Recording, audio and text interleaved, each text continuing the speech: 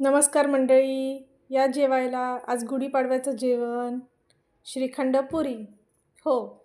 आणि संगती मसाले पुलाव आणि छोले. हो. मी नाही जेवण बनवत आहे, आमचे पप्पा बनवणार आहे. हो. आज आमचं जेवण आई पप्पांकडे होतं, तर आज मस्तपैकी जेवणाचा बेत झालेला.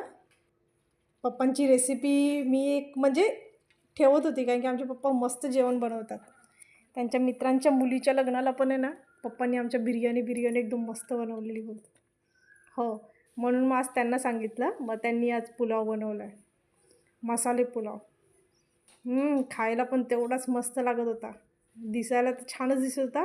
खायला पण एवढं तोंडात गेल्यावरती एकदम माउथ वंडरिंग.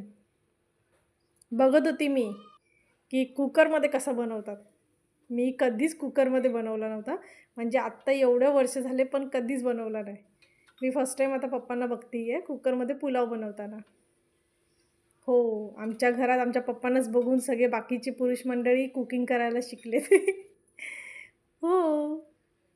म्हणतात ना, की घरातला एक कर्ता मेन असतो ना, तो जसं करेल ना, मग बाकीचे त्यांना बघून बरोबर तसेच वागतात. आमच्या घरात आहे ना, हे दोन्ही जोडपे असे किचनमध्ये उभे राहून जेवण बनवायचे स्टार्टिंगपासून आणि आतापर्यंत पण तसंच आहे. हो, दोघं जण मिळून पुलाव बनवतात आहे आणि मी फक्त आयती खाणारी बघत बसली आहे. म्हटलं चला एक आठवण म्हणून व्हिडिओ पण काढते. जेवण तर आमचं खूप छानच झालेलं.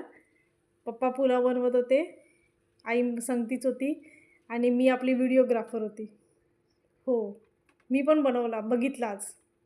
मी दुसऱ्यांचं बघण्यापेक्षा आहे ना, सहसा करून घरातलेच कसे काय बनवतात ना, चांगलं वाटलं ना टेस्टला, तर विचारायचं कसं बनवलं, काय टाकलं आहे, काय नाही टाकलं आहे.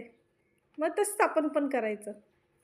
दुसऱ्यांवरती जास्त विश्वास पटत नाही, पण स्वतःच्या घरात बनलेलं असेल ना असं काय काय वेगळं, मग ते ट्राय करायला खूप छान वाटतं.